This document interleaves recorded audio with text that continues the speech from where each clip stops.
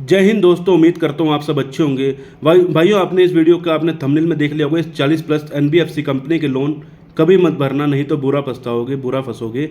तो भाइयों, ये ऐसा क्यों लिखा गया है? कुछ कारण होंगे। मुख्य कारण है कि अगर आप इनकी लोन की किस्त टाइम से नहीं भरते हैं तो बहुत सारी दिक्कतें आपके साथ शुरू हो जाती हैं और आप लोग बहुत परेशान हो जाते हो।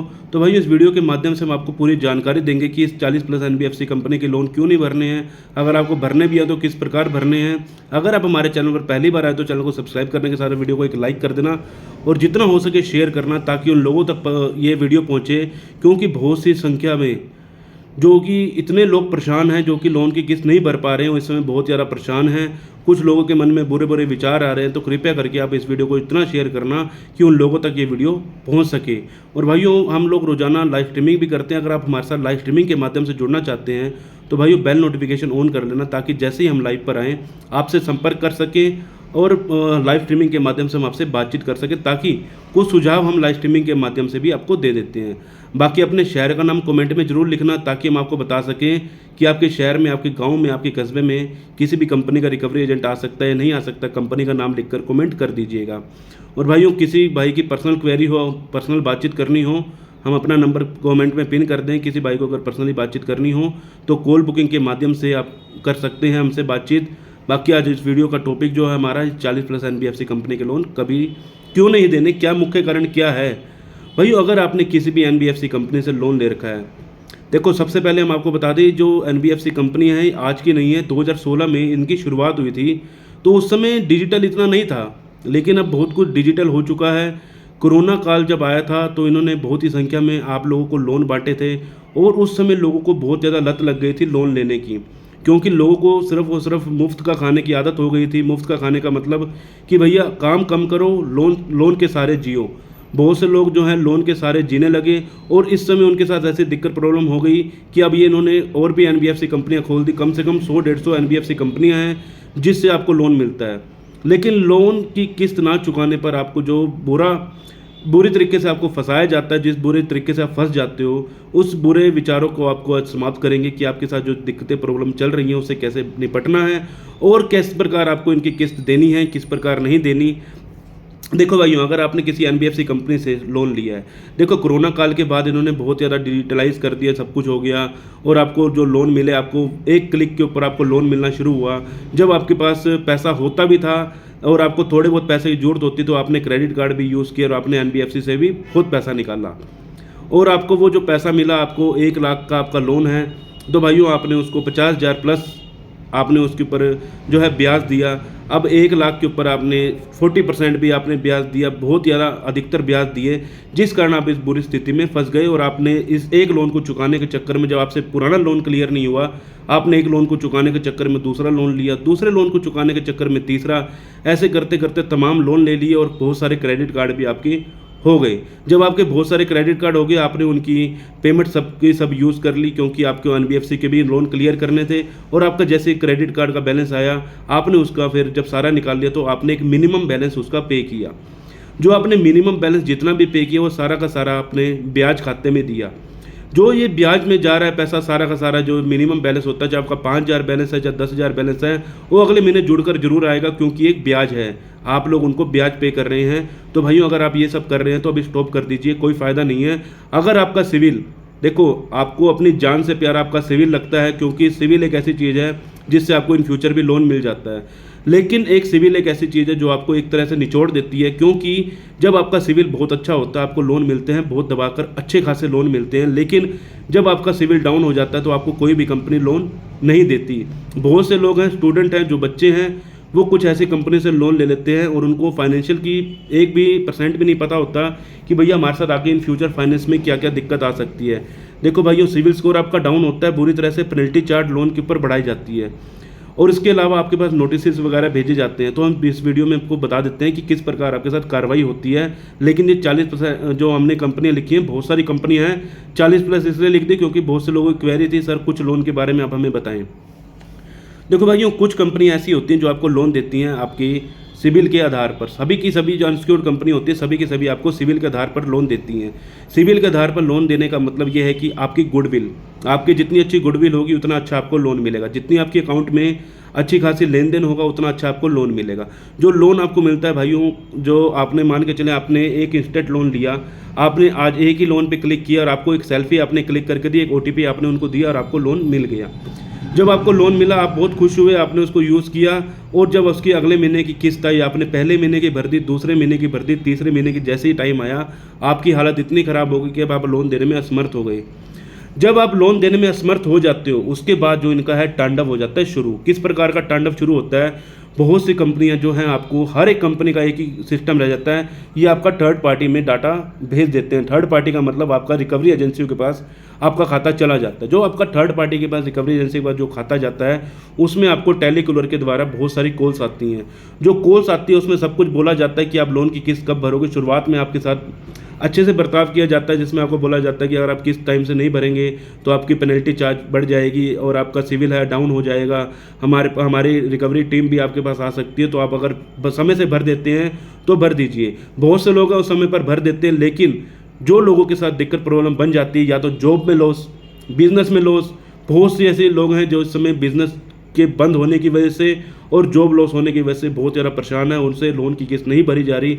सैलरी उनकी 40,000 रुपये थी, लेकिन उनका जो खर्चा था, उनका EMI जा रही थी 20,000 रुपये, उनका घर का खर्चा चल रहा था। लेकिन कुछ कंडीशन ऐसी बनी कि उसकी जॉब चलेगी या बिजनेस में लॉस हो गया तो उसका जो सैलरी थी, सैलरी आनी बंद हो गई, लेकिन वो लोन तो वैसा का वैसा खड़ा का खड़ा रह गया। क्योंकि लोन का पैसा आपको देना ही पड़ेगा। आप उनसे समय जरूर मांग सकते हो, लेकिन वो आपको पैसा देना ही पड़ेगा। इसलिए हमेशा एक ही चीज़ बोलते हैं, अगर आपके पास पैसा है तो पे कर दीजिए, अगर नहीं है तो भाइयों शांति से बैठें, आप इस चीज़ को समझें कि आपके साथ क्या क्या दिक्कत आ सकती है, हमें इससे किस प्रकार निपटना है। क्योंकि बहुत से लोगों के क्वेश्चन है कि भैया मैं लोन की वजह से बहुत परेशान हो चुका हूँ, मेरे ऊपर मल्टीपल लोन हो चुके हैं, मैं करूँ तो करूँ क्या, मुझे समझ नहीं आ रही। देखो भाइयों, इसके अंदर क्या दिक्कत हुई है। देखो, सबसे पहले हम आपको बता देते हैं रिकवरी वालों की। इसके बाद ये कुछ रिकवरी वाले 21 दिन के बाद आपके घर पर आना शुरू कर देते हैं। कुछ कंपनियों के भैया हफ्ते के बाद, 3 दिन के बाद भी रिकवरी वाले आने शुरू हो जाते हैं। बहुत सी कंपनियों के रिकवरी एजेंट आते भी नहीं हैं, लेकिन आपके मन में एक डर बिठा कर रखती हैं कंपनियां। भाइयों, जितना आप डरते हो उतना ही कंपनियां डराती हैं आपको। किस प्रकार डराती हैं, आपके पास एक मैसेज आएगा कि हमारी लीगल टीम आपके घर पर पहुंच रही है। क्या वो लीगल टीम जो उनसे आपके घर पे पहुंच रही है, क्या वो किस प्रकार की टीम है, क्या वो पुलिस वाले आ रहे हैं घर पर, क्या वो एडवोकेट घर पर आ रहा है। तो भाइयों, ये सब कुछ गलत है, ऐसा कुछ भी नहीं है।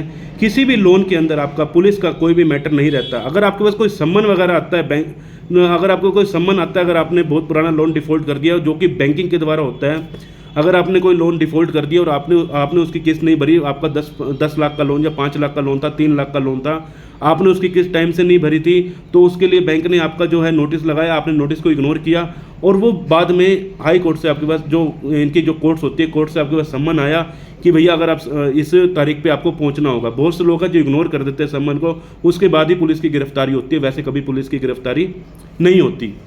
अब इसके अंदर आपको तमाम तरह के नोटिस मिलते हैं, जिसमें आपको सबसे पहले रिमाइंडर नोटिस मिलता है। रिमाइंडर नोटिस का मतलब होता है आपको बैंक याद दिलाता है कि भैया अगर आप लोन की किस्त नहीं भरेंगे तो ये दिक्कत आपके साथ आ सकती है, आपको पेनल्टी चार्ज बढ़ जाएगी, ये हो जाएगा, वो हो जाएगा। और दूसरा आपके साथ जो दिक्कत प्रॉब्लम चलती है, उसके बाद सेक्शन 25 का अगर आपकी ECS लगी, ECS का मतलब ई मैंडेट, ऑटोमेटिक डेप्ट होना, आपके अकाउंट से पैसा बैंक के अकाउंट में जाना, उसको ECS बोला जाता है। उसमें 25 का केस लगता है। अगर आपने किसी बैंक में चेक दे रखा है तो चेक बाउंस का 138 का केस लगता है। तो इसके अंदर ये आपको 2 साल की जेल और जो है इसमें 100% पेनल्टी के बारे में प्रावधान दिए गए हैं, जो कि कोर्ट की तरफ से जो कि प्रावधान हैं। लेकिन हर किसी को ये नहीं है कि जेल में डाल देंगे, आपके साथ कोई केस बन जाएगा। तो आपको बुरी तरह से डराने के लिए रिकवरी वाले क्या कहते हैं, अब आप सुन लीजिए। रिकवरी वाले आपको ये बोलेंगे हम आपको जेल में डलवा देंगे, हम आपके घर पे टीम लेकर आ रहे हैं, टीम इस प्रकार की होगी, आपके घर पे एडवोकेट आएगा, आपके घर आपको पूरा का पूरा पैसा हमें अभी पे करना होगा, अगर आप पे नहीं करेंगे तो हम आपको जेल में गिरफ्तार करवा देंगे, पुलिस के हवाले करवा देंगे। लेकिन भाइयों, ये सब कुछ जो फर्जीवाड़ा चल रहा है रिकवरी एजेंटों की वजह से, जो फर्जीवाड़ा चल रहा है, इस वजह से लोग बहुत घबराए हुए हैं कि अब मेरे साथ पता नहीं क्या होगा। होने वाला कुछ भी नहीं है, आपका सिविल डाउन होगा ओनली क्योंकि आपका सिविल का मैटर है, आपका जो है लोन ले रखा अपने सिविल से। तो भाइयों, कुछ ये बैंक वाले जो रिकवरी वाले हैं आपको गाली गलौज भी करते हैं।